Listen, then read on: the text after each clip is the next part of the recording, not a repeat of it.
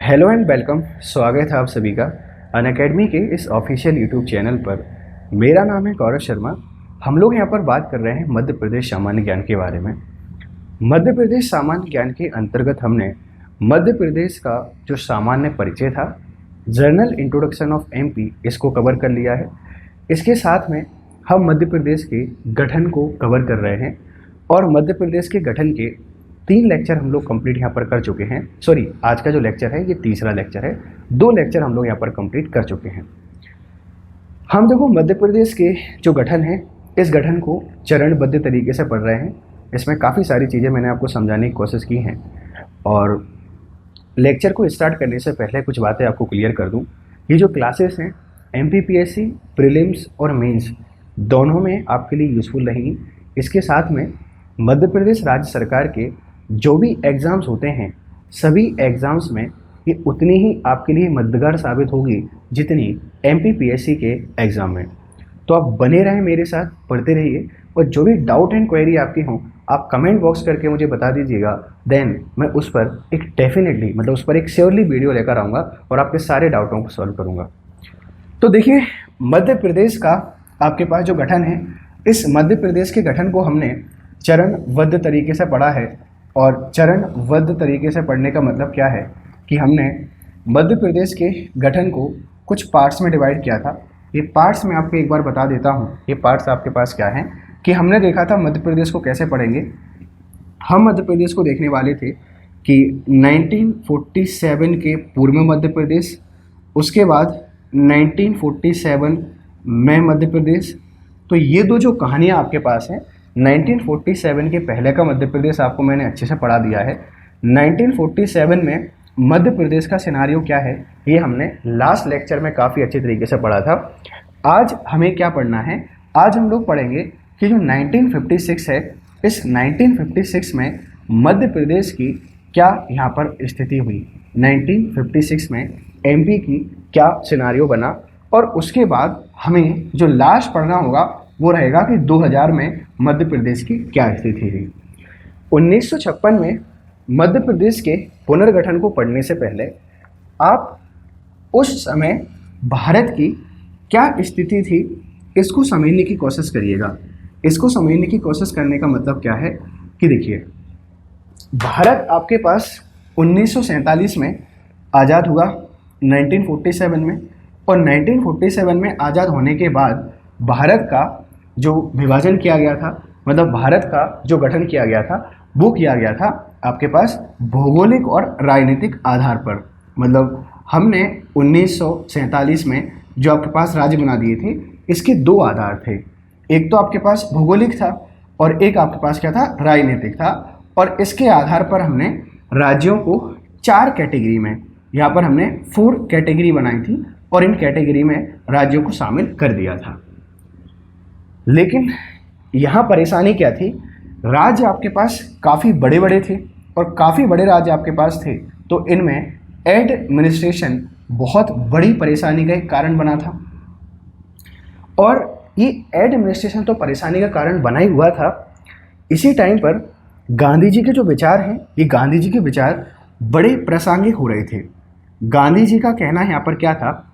गांधी जी ये कहते थे कि अगर आप किसी राज्य का विभाजन धर्म के आधार पर करते हो, अगर आप किसी राज्य का विभाजन धर्म के आधार पर कहते हो, तो मैं इसको बोलूँगा बंटवारा।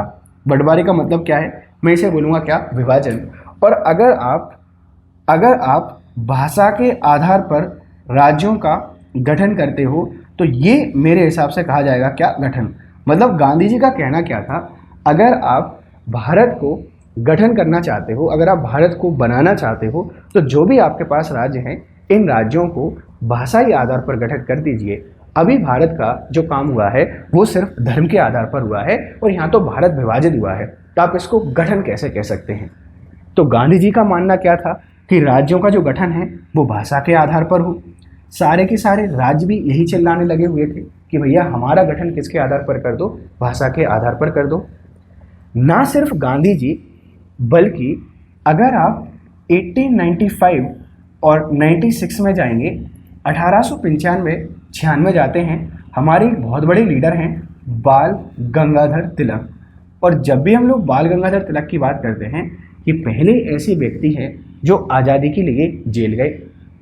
इन्होंने 1895-96 में एक बात बोली थी कि राज्य आपके पास जो है, राज्य का मतलब उस टाइम पर प्रांत आप जिसे बोलते थे, ये प्रांत जो हैं इनका गठन किसके आधार पर होना चाहिए? भाषा के आधार पर।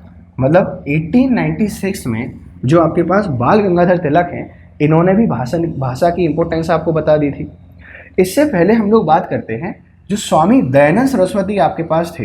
इन स्वामी दयानंद सरस्वती ने तो आर्य भाषा की इम्पोर्टेंस आपको बताई दी थी कि भैया आर्य भाषा आपके पास क्या है। मतलब हमारे जो बड़े बड़े लीडर हैं, ये सारे के सारे बड़े लीडर भाषा के आधार पर राज्यों के गठन की बात करते रहे। और आज़ादी के बाद जो सारे के सारे राज्य थे, ये भी भाषा के आधार पर अपने गठन की बात कर रहे थे। और राज्यों का भाषा के आधार पर गठन की मांग करने के पीछे एक कारण था। कारण क्या था?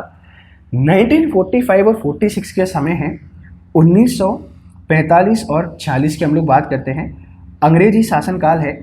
अंग्रेजी शासनकाल में कांग्रेस ने एक घोषणा पत्र रिलीज किया। कांग्रेस का जो घोषणा पत्र था या कांग्रेस का जो मैनिफेस्टो था, उस मैनिफेस्टो में इन्होंने बोला कि राज्यों का जो गठन है, राज्यों का जो गठन है उसका आधार भाषा होगी, दूसरा किसी कोई आधार नहीं होगा। मतलब राज्यों का जो गठन किया जाएगा वो भाषा के आधार पर किया जाएगा। अब पंडित नेहरू को तो ऐसा लगा था कि अभी आज़ादी ज़्यादा ज़रूरी है और आज़ादी के लिए सपोर्ट काफ़ी ज़्यादा ज़रूरी है। अगर हम सभी राज्यों को अपने फेवर में ले लेते हैं, अगर सभी राज्य अपने साथ में आ जाते हैं तो आज़ादी लेना आसान हो जाएगा। आज़ादी ले लेते हैं, आज़ादी के बाद सभी राज्य भूल जाएंगे, ये गई गुजरी बात होगी तो कोई दिक्कत नहीं होगी। मतलब हमारे जो पंडित नेहरू थे, इन पंडित नेहरू ने कांग्रेस की तरफ से 1945-46 में बोला था कि राज्यों के गठन का आधार भाषा होगी, दूसरा कोई आधार नहीं होगा, भाषा के आधार पर राज्यों का गठन होना चाहिए। इसके कारण जो राज्य थे, सभी राज्यों ने भारतीय राष्ट्रीय कांग्रेस को सपोर्ट किया, आज़ादी के आंदोलन में बढ़ चढ़ कर हिस्सा लिया। और जैसे ही आज़ाद हुए 1947 में, तो 1947 में आज़ादी के बाद जो भी आपके पास बड़े बड़े राज्य थे, ये पंडित नेहरू से मिलने आते थे और पंडित नेहरू से मिलने आने के बाद याद कराते थे कि आपने हमसे वादा किया था जैसे ही हम लोग आज़ाद हो जाएंगे, आज़ादी के बाद राज्यों के गठन का आधार एक ही रहेगा और वो रहेगा आपके पास क्या? भाषा। अब तो हम आज़ाद हो गए हैं, अब तो ब्रिटिशर्स का आपके ऊपर प्रभुत्व भी नहीं है। आप ऐसा करिए, हमारी जो समस्या है इस समस्या का समाधान कर दीजिए और राज्यों का गठन भाषा के आधार पर कर दीजिए। लेकिन पंडित नेहरू आधुनिक भारत की जो नींव है उसको जमाने में लगे हुए थे। कहीं ना कहीं आज़ादी मिली थी, एक ऐसा स्वप्न मिला था जिसको लेकर हम पिछले 300 सालों से परेशान थे। उसकी चकाचौंध भी थी, एक तरीके से अपने ऊपर प्राइड भी फील करते थे कि इतना बड़ा काम हमने कर लिया है। तो उन्होंने राज्यों की बातों पर ध्यान नहीं दिया और राज्य धीरे धीरे आपके पास क्या हुए? उग्र होना स्टार्ट कर दिए। और जब आपके पास राज्यों ने उग्र होना स्टार्ट किया तो आपके जो राष्ट्रपति हैं, तत्कालीन राष्ट्रपति की हम लोग बात करते हैं, डॉक्टर राजेंद्र प्रसाद। डॉक्टर राजेंद्र प्रसाद की जब भी हम लोग बात करते हैं तो एक बात याद रखिएगा, ये आपके जो प्रेसिडेंट बने थे और उसी टाइम पर पंडित नेहरू पीएम थे, इनके बीच में कॉन्फ्लिक्ट स्टार्टिंग से ही समझ में आ गए थे। मतलब इनमें वैचारिक मतभेद आशा स्टार्टिंग से ही था। तो 1948 की हम लोग बात करते हैं, जून 1948 में जो राजेंद्र प्रसाद थे, इन राजेंद्र प्रसाद ने एस के धर की अध्यक्षता में एक कमीशन बना दिया। एस के धर की अध्यक्षता में एक आयोग बना दिया और इस आयोग को नाम दिया गया भाषाई प्रांतीय आयोग।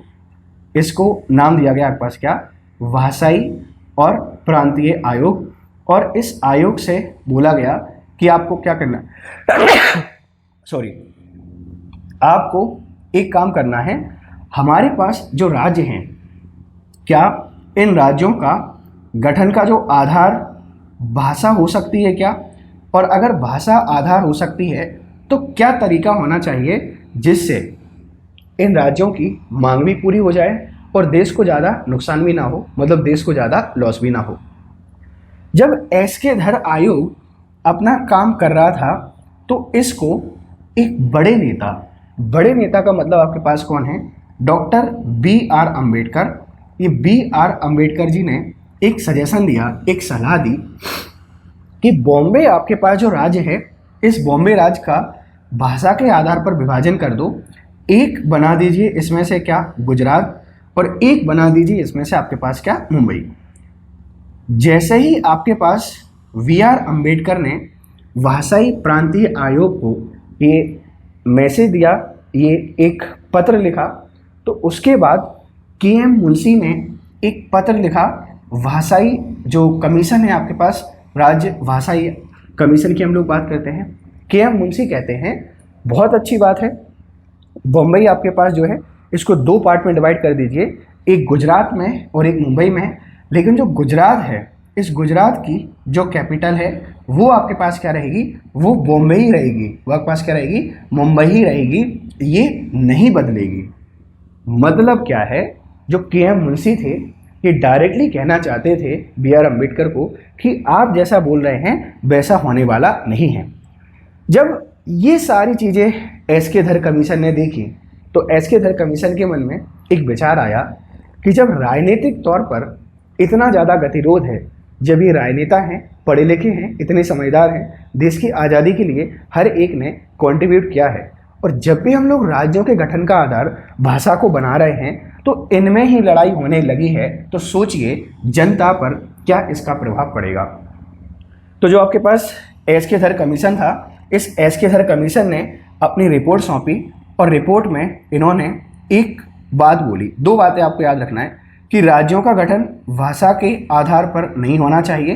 पहली चीज़ तो अगर आप राज्यों का पुनर्गठन करना चाहते हो तो आपके पास जो प्रशासनिक सुविधा है, आप इस प्रशासनिक सुविधा को आधार बना सकते हैं।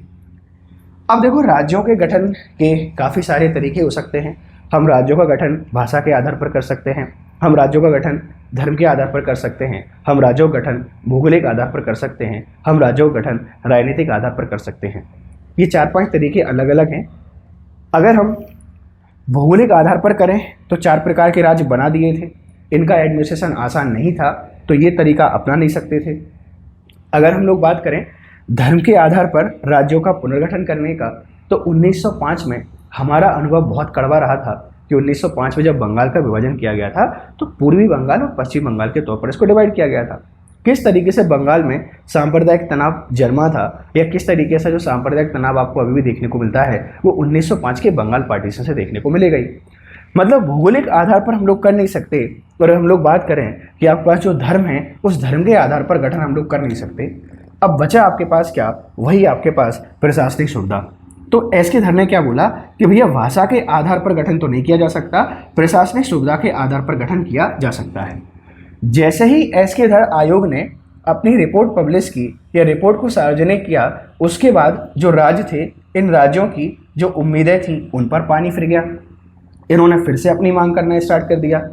तो एस के धर आयोग ने जो बोला है उसको चेक करने के लिए और अपनी सजेशन देने के लिए एक समिति का गठन किया गया था, और इस समिति को हम जेबीपी समिति के नाम से जानते हैं।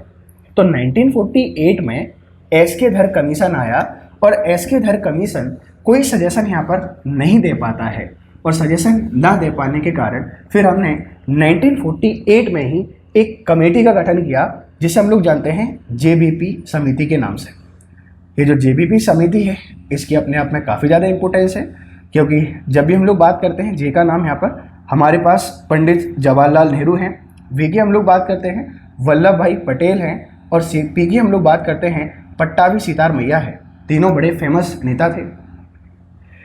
इन्होंने कोशिश की कि जो राज्यों का गठन है इस समस्या का कोई समाधान निकाला जाए, लेकिन समस्या का समाधान न निकला, और इन्होंने ज़्यादा कुछ भी बोले बिना ये कह दिया कि जो धर कमीशन है, इस धर कमीशन ने जो भी यहाँ पर रिकमेंडेशन दी हैं उसकी रिकमेंडेशन वैलिड है और इसी पे काम होना चाहिए।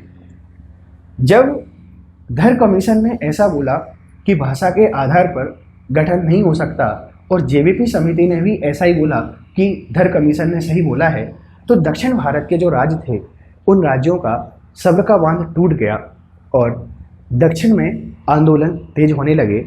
हम लोग बात करते हैं आंध्र प्रदेश में श्री रामल्लू पोर्टमल्ली, जैसे हम लोग बात करते हैं एक आंध्र तेलुगु देशम पार्टी की हम लोग बात करते हैं, आंध्र तेलुगु पार्टी की हम लोग बात करते हैं, या आंध्र प्रजातंत्र एक पार्टी थी आपके पास, कौन सी?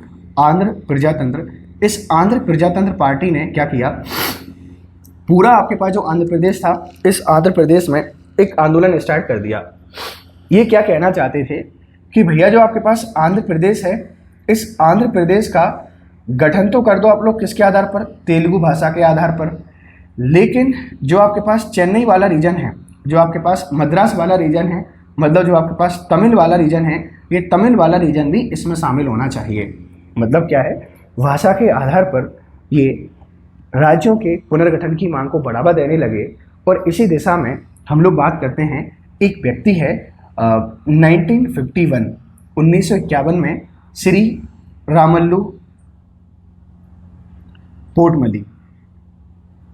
इस व्यक्ति ने अनशन किया और इसके अनशन के 58 डेज बाद, मतलब कुछ किताबों में आपको 56 देखने को मिल जाएगा, किस जगह आपको 58 दिन देखने को मिलेगा कि 58 दिन बाद श्री रामल्लू पोर्टमल्ली की क्या हो जाता है, ये देहांत हो जाता है। ये व्यक्ति आमरण अनशन करते हुए मारा जाता है। जैसे ही इस व्यक्ति का देहांत हुआ, पूरा आपके पास जो साउथ है, पूरा आपके पास जो दक्षिण भारत है, ये दक्षिण भारत जलने लगा, स्कूल जलने लगे, बसें जलाई जाने लगी, दंगे होने लगे भयंकर तरीके से। पूरे भारत का जो माहौल है बहुत गंदा हो गया। इस माहौल से परेशान होकर जो आपके पास हम लोग बात करते हैं पंडित नेहरू थे, इन पंडित नेहरू ने, या हम लोग बात करते हैं जो गवर्नमेंट है, इस गवर्नमेंट ने अनाउंस कर दिया कि भैया हम तेलुगु भाषी आपके पास जो एक स्टेट है आंध्र प्रदेश, इसका क्या कर देंगे, गठन कर देंगे। आपको याद रखना है कि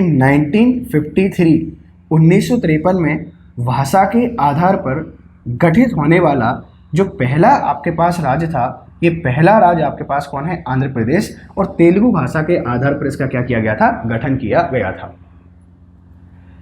जैसे ही हमने भाषा के आधार पर आंध्र प्रदेश का गठन किया, पूरे देश में एक तरीके से आग लग गई। आग लगने का मतलब क्या है, देखिए, अगर हम लोग भारत के बारे में बात करें तो भारत में काफ़ी ज़्यादा डाइवर्सिटी है, बहुत ज़्यादा एरिया है। नॉर्थ स्टेट की हम लोग बात करते हैं, साउथ स्टेट की बात करते हैं। जैसे ही आंध्र प्रदेश का गठन किया गया, ये आपके पास जो सारे के सारे स्टेट हैं, ये आपस में इन्होंने लड़ना स्टार्ट कर दिया और इनके मन में एक ड्रीम आया कि भैया अब तो हमारा भाषा के आधार पर क्या होगा, गठन होगा। जैसे ही आंध्र प्रदेश का गठन करके इन लोगों को लगा था कि हम समस्या का समाधान कर लेंगे, लेकिन ये तो वही वाली गलती हुई कि हमने जलती हुई आग पर पैर रख दिया। अगर इसको छोड़कर चले जाते तो ज़्यादा अच्छा रहता। अब पैर रख दिया है, जल तो गए हैं, अगर उठाने के बाद दोबारा रखने की कोशिश करेंगे तो और ज़्यादा जलेंगे। इसीलिए जो रखा हुआ है उसी पे काम करते हैं। तो जैसे ही आंध्र प्रदेश का गठन किया गया, पूरे देश में आग लगना स्टार्ट हुई, शांति भंग हुई, व्यवस्थाएं बिगड़ने लगी। इन व्यवस्थाओं को बिगड़ता हुआ देख पंडित जो आपके पास नेहरू हैं, इनसे राजेंद्र प्रसाद ने बात की कि भाई चल क्या रहा है, देश में शांति व्यवस्था का कुछ व्यवस्था कीजिए। और जो आपके पास राजेंद्र प्रसाद हैं, उन राजेंद्र प्रसाद ने फिर खुद मोर्चा संभाला और उनके करीबी दोस्त थे जिन्हें हम लोग जानते हैं किसके नाम से, फजल अली।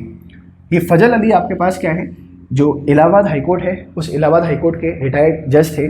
और इनसे बोला कि भाई फजल, आजकल बहुत ज़्यादा परेशान हूँ, देश का जो माहौल है इसका कोई समाधान नहीं निकल पा रहा है, मैं तुमको ये जिम्मेदारी दे रहा हूँ कि जो राज्यों का पुनर्गठन है इसका एक आधार मुझे दे दीजिए। फजल अली की अध्यक्षता में 1953 में हमने क्या किया, एक राज्य पुनर्गठन आयोग, जब भी हम लोग बात करते हैं राज्य पुनर्गठन आयोग, इस राज्य पुनर्गठन आयोग का गठन किया गया किसकी अध्यक्षता में, फजल अली की अध्यक्षता में। इसमें 2 मेंबर और थे। एक हम लोग बात करते हैं के.एम. पणिक्कर के बारे में, इनको आप लोग याद रखिएगा, के.एम. पणिक्कर भी इसमें शामिल थे। और एक और व्यक्ति थे आपका यहाँ पर कौन, हृदय नाथ कुंजरू, के.एम. पणिक्कर और फजल अली। इन लोगों ने 1953 से काम करना स्टार्ट किया और 1953 से लेकर 1955 तक भारत का गांव-गांव इन्होंने घूमा। ये डिस्ट्रिक्ट लेवल पर जाकर अधिकारियों से बात करते थे, गांव लेवल पर जाकर जो सरपंच होते थे उनसे बात करते थे, और 1955 में इन्होंने एक रिपोर्ट सबमिट की और उस रिपोर्ट में काफ़ी सारी बातों को क्या किया, उजागर किया।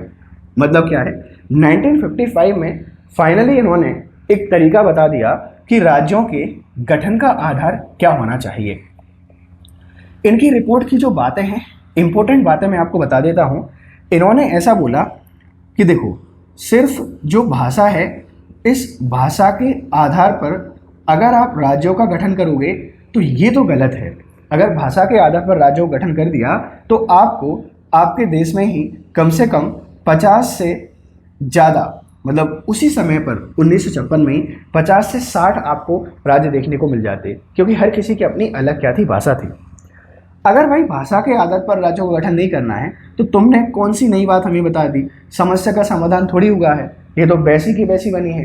राजेंद्र प्रसाद सुनना चाहते थे कि क्या करना चाहिए, ये शुरुआत में बताते रहे क्या नहीं करना चाहिए। इन्होंने फिर आपसे बोला कि अगर राज्यों का गठन करना है तो प्रशासनिक आपके पास जो सुविधा है, इस प्रशासनिक सुविधा के आधार पर राज्यों का गठन किया जा सकता है। इन्होंने और क्या बोला कि भैया आपके पास जो भौगोलिक और राजनीतिक अगर कोई आधार है तो इसके आधार पर भी राज्यों का पुनर्गठन किया जा सकता है। सिर्फ भाषा को आधार नहीं मानना है, लेकिन जो भाषा अगर आपके पास है यही प्रशासन का आधार हो तो उस सिचुएशन में आप राज्यों का पुनर्गठन कर सकते हो। कैसे? जैसा मान लीजिए ये आपके पास कोई एरिया है और इस एरिया में सिर्फ तेलुगु भाषा बोली जाती है। यहाँ के जो लोग हैं, इन लोगों के साथ प्रशासन चलाने के लिए, एडमिनिस्ट्रेशन करने के लिए तेलुगु भाषा का ज्ञान होना काफ़ी ज़्यादा ज़रूरी है। तो तेलुगु भाषी क्षेत्र को अलग कर दीजिए ताकि इनकी जो प्रॉब्लम्स हैं वो ये लोग आसानी से क्या कर पाएंगे, सॉल्व कर पाएंगे।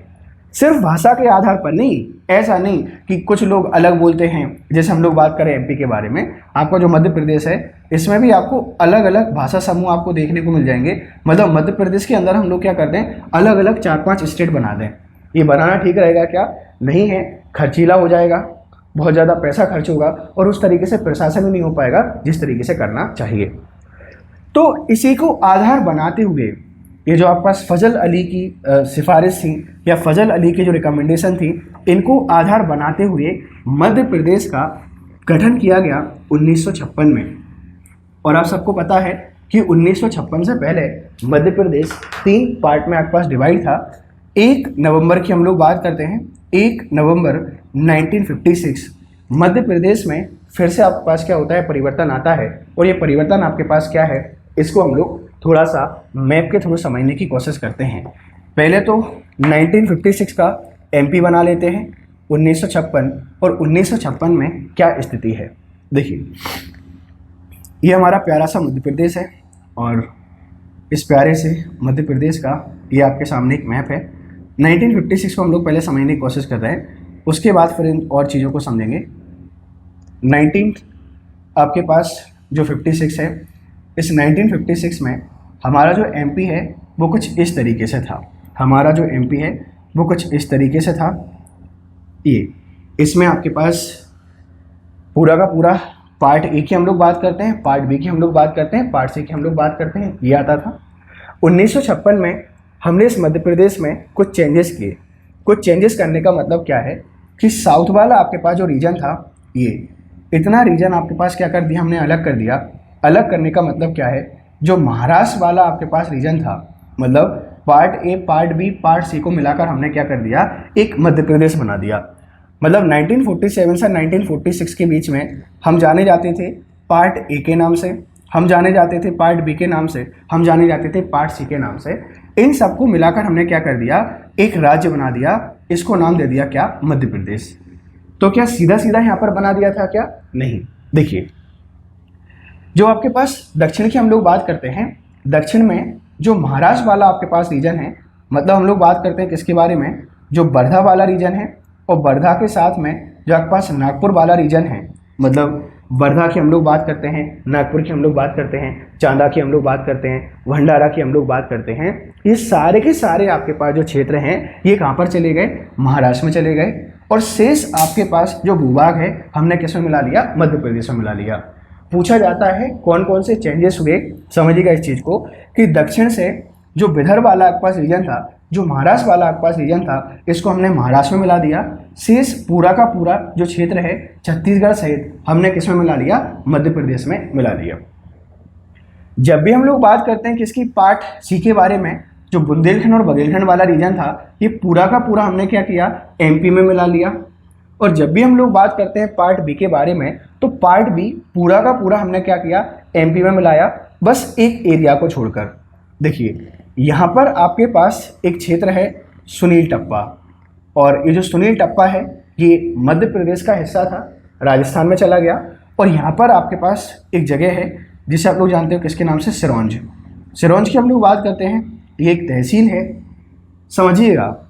देखो सिरोंज पहले राजस्थान के अंतर्गत आती थी 1956 से पहले, और जो सुनील टेप्पा है ये आपके पास मध्य प्रदेश के अंतर्गत आता था। अब 1956 में अगर बाउंड्री डिसाइड कर दी गई हैं, अगर आपके एरिया फिक्स कर दिए गए हैं, तो आप सोचिए कि सिरोंज आपके पास जो मध्य प्रदेश में आ रहा है, यहाँ क्या राजस्थान सरकार अपना एडमिनिस्ट्रेशन प्रोवाइड करा पाएगी? क्या राजस्थान सरकार यहाँ पर इलेक्ट्रिसिटी प्रोवाइड करा पाएगी? क्या यहाँ पर एम्प्लॉयमेंट जनरेट कर पाएगी? क्या नहीं कर पाएगी। सेम कहानी सुनील टप्पा के साथ में था। क्या मध्य प्रदेश सरकार यहाँ पर एडमिशन चला पाएगी? क्या नहीं चला पाएगी। तो हमने क्या किया, इन एरियाज़ को एक्सचेंज कर लिया। जो सिरोंज था राजस्थान का, हमने अपने पास रख लिया, और जो सुनील टप्पा था मध्य प्रदेश का, हमने क्या किया, राजस्थान को दे दिया। इस तरीके से हमने 1956 में एक आपका प्रदेश बनाया, और ये प्रदेश आपका जाना गया किसके नाम से, मध्य प्रदेश के नाम से। इसमें क्या क्या चेंजेस हुए हैं एक बार और आप अच्छे तरीके से समझ लीजिए। एक छोटा सा मैप बनाते हैं, और छोटा सा मैप बनाने के बाद इनका थोड़ा सा हम लोग क्या करते हैं, एक्सप्लेनेशन भी देख लेते हैं। देखिए 1956 में आपका जो मध्य प्रदेश है, 1956 में आपका जो एमपी है, ये 3 पार्ट में डिवाइड था। इन 3 पार्टों को मिलाकर अगर मैं आपसे बात करता हूँ 1956 के बारे में, 1956 में 3 पार्ट आपके पास थे। पार्ट ए की हम लोग बात करते हैं। पार्ट ए, इसमें आपके पास आता था जो सीपी एंड वरार वाला आपके पास जो रीजन है, या छत्तीसगढ़ वाला आपके पास जो रीजन था, इसको हमने सेंट्रल इंडिया के नाम से जाना गया था। ये आपके पास मध्य भारत के नाम से आपके पास जाना गया था। पार्ट बी की हम लोग बात करते हैं। ये जो पार्ट बी है, इसमें पश्चिमी रियासतें आती थी। CIA की जो पश्चिमी आपके पास क्षेत्र है ये आता था, मतलब हमारा जो इंदौर प्लस ग्वालियर वाला रीजन आता था, इसको हमने मध्य भारत नाम दिया। ये भी आपको याद रखना है। हम लोग यहाँ पर बात करते हैं पार्ट सी के बारे में, और पार्ट सी आपके पास जो है, इसमें बुंदेलखंड की हम लोग बात करेंगे। बुंदेलखंड प्लस बघेलखंड आपको दिखाई देगा, प्लस भोपाल आपको दिखाई देगा। ये 3 आपके पास क्या थी, एरिया थे। किसमें क्या क्या चेंजेस हुआ आप इसको समझिए। सबसे पहले पार्ट ए की बात करते हैं। तो देखिए पार्ट ए का संपूर्ण भूभाग, संपूर्ण जो क्षेत्रफल है, मध्य प्रदेश प्लस छत्तीसगढ़ वाला हमने एमपी में मिलाया।